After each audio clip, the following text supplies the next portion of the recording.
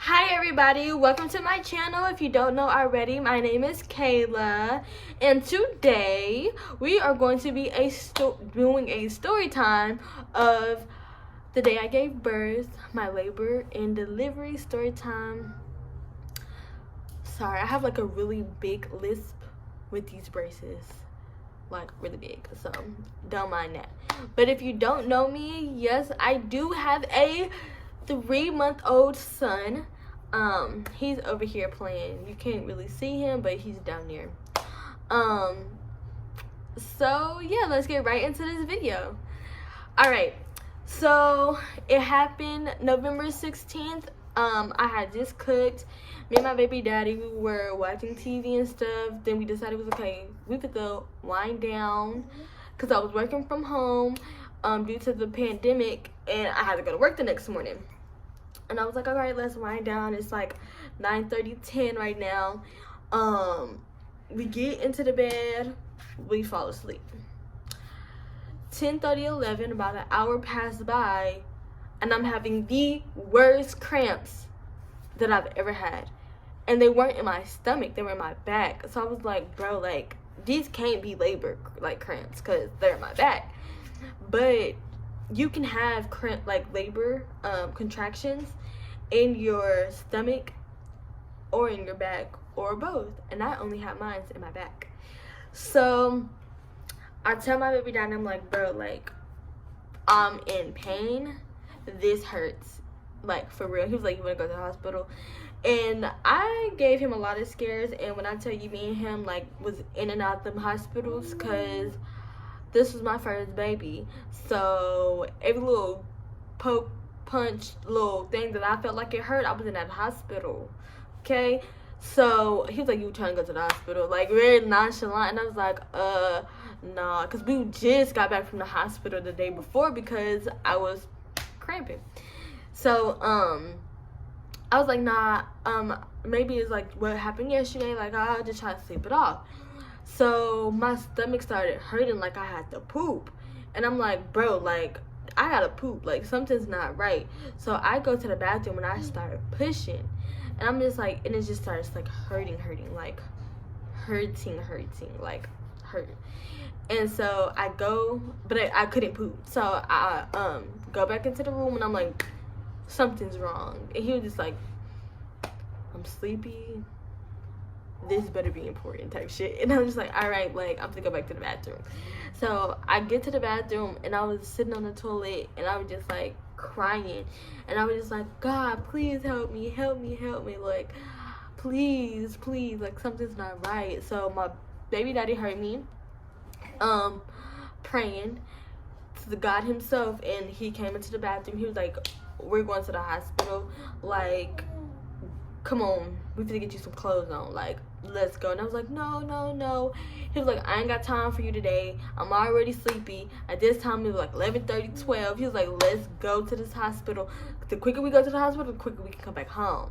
So I was like, all right. So he got me some pants because I had none, and he got me some shoes. He just bought me these Uggs, and he thought it was a good idea for me to wear them. Like, I don't want to wear these. Like, find another pair of shoes, give me some slides or some flip-flops, give me something. But I don't want to wear my Uggs to giving birth. Like, that's just not what I wanted to do.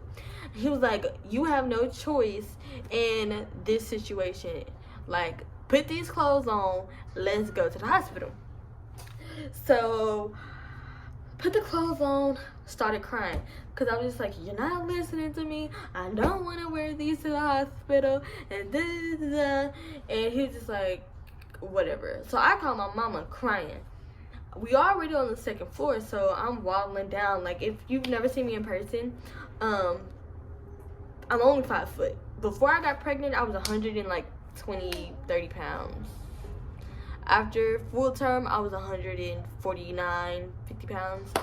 Now I'm 119 pounds. So I was pretty small with this big old belly waddling down the stairs. So I had a Camaro at the time, and they're really like low. So I'm over here trying to squeeze my little tail into the car. Don't mind my noise in the back. That's the, I think that's the chimney. That's, I don't know what's rattling in that chimney, but whatever.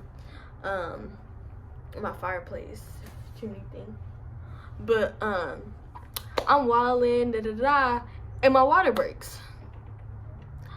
I cried so hard. I was like, my life is over.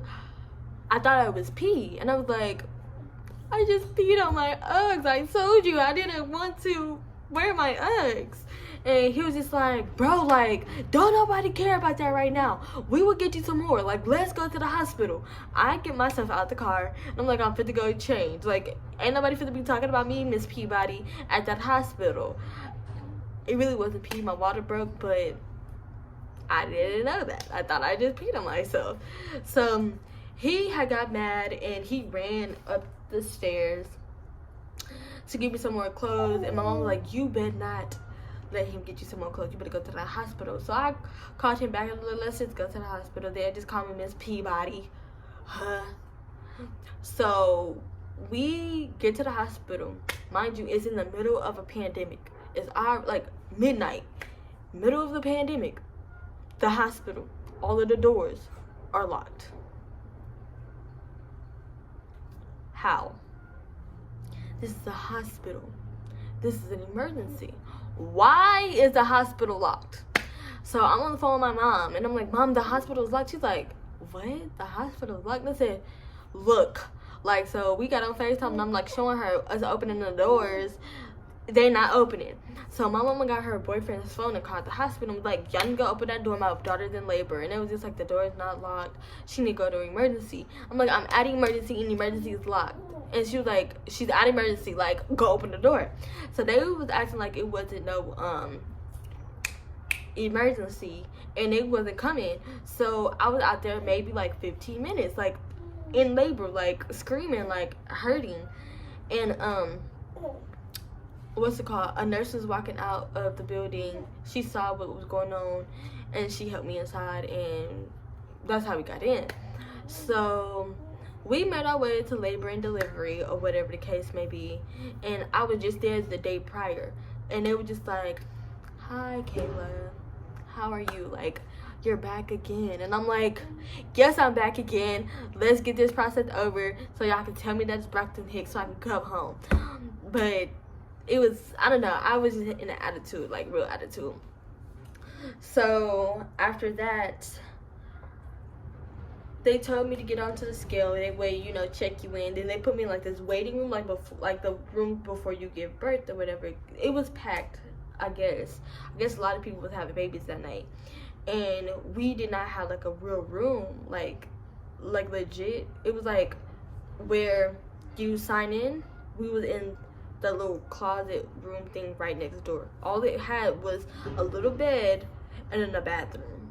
That was it. It had nothing else in there. So we get in there. They left me in there for like 15 to 30 minutes. Did not check on me, did not give me no gown, didn't do nothing.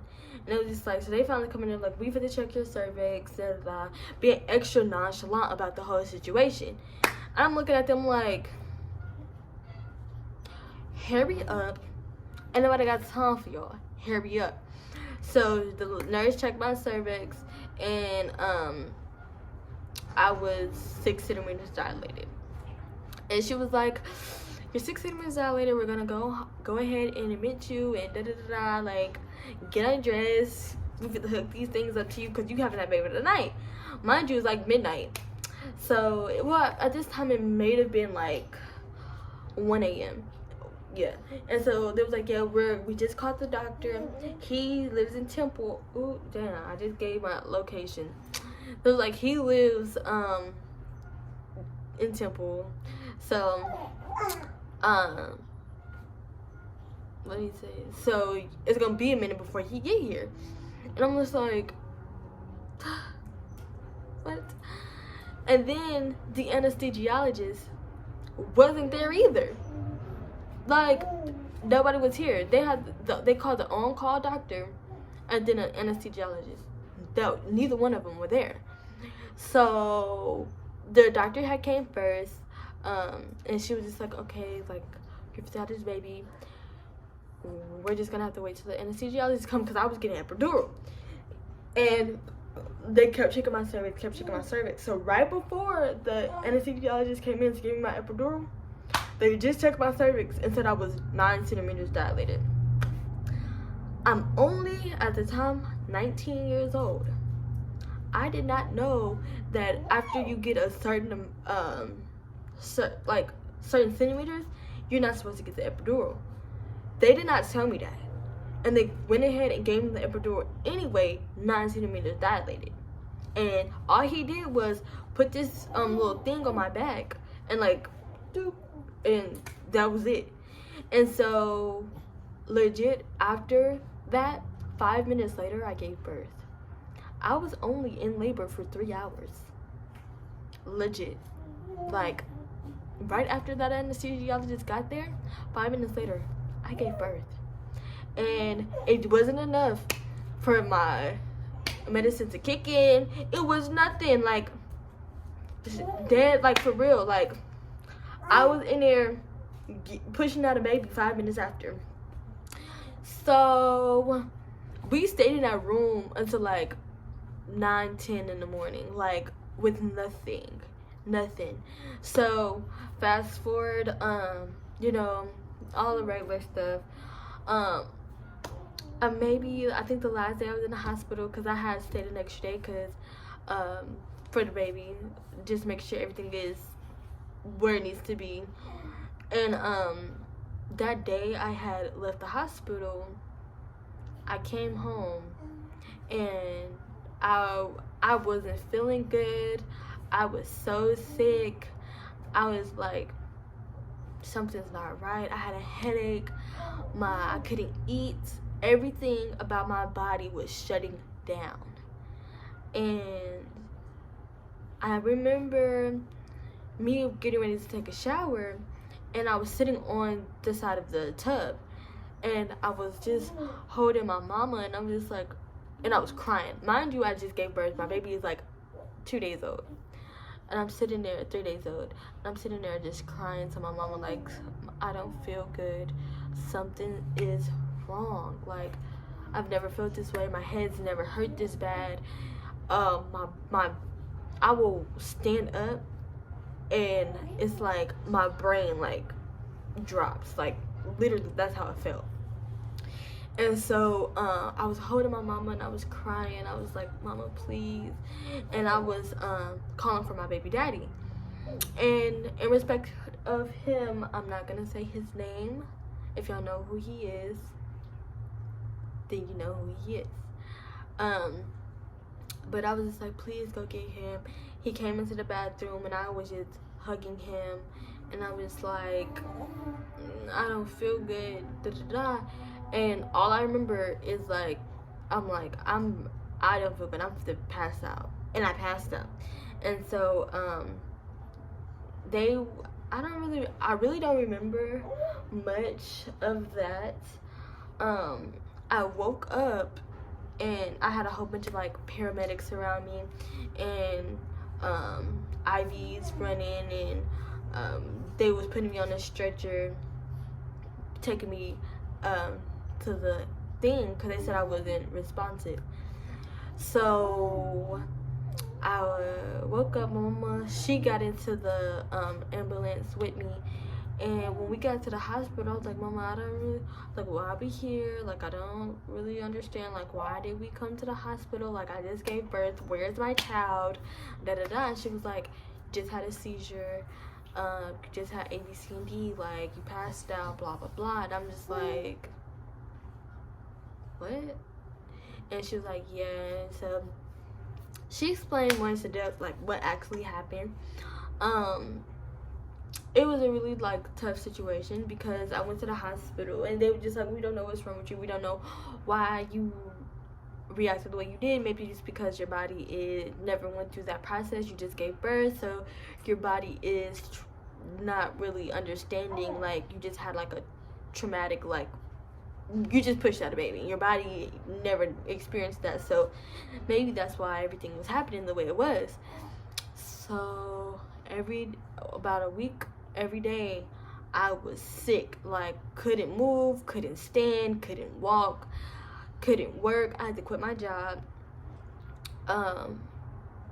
Everything about my life was in shambles, for real, everything. And I remember, and I was like, Mama, I gotta go back to the hospital, like, it's bad. And she was just like, all right, let's go. And she was like, we have to go to this hospital down here, we have to go to the neighboring city's hospital because something's not right with you. So we get to the other hospital, and it was like, you have a spinal leak, which is basically when the fluid in your brain is leaking out from your spine due to out that little puncture hole that the epidural went in. So my brain fluid was leaking out of my back. And then I had to do a little procedure called a blood patch, and you know, that was just it. About the next day, I started regaining strength. I started eating. I started doing what I could do. But because of how traumatic everything was the first week and a half or to 2 weeks, me not eating, me not feeling well, me getting extra sad because I was trying to breastfeed and I couldn't because I wasn't getting enough nutrition or something. I wasn't gaining enough like food intake to provide for me and my child. So my body was absorbing everything and it wasn't letting me produce milk. So I had to resort to formula due to the whole spinal leak, and because I didn't feel good, I wasn't eating, and you know, all of that did take a toll on my life, on my mood, on everything. Right after that, I didn't feel like a good mother because I couldn't provide the milk. I couldn't take care of him for about 3 weeks. Well, the first 2 weeks I tried my hardest. I would sleep with him. I would do things that I could do, but I wasn't able to actually take care of my child, if that makes sense. And I went into a deep depression, and I had got severe anxiety, and my life spiraled out of control after that. But it's 3 months later. I feel great. I feel amazing.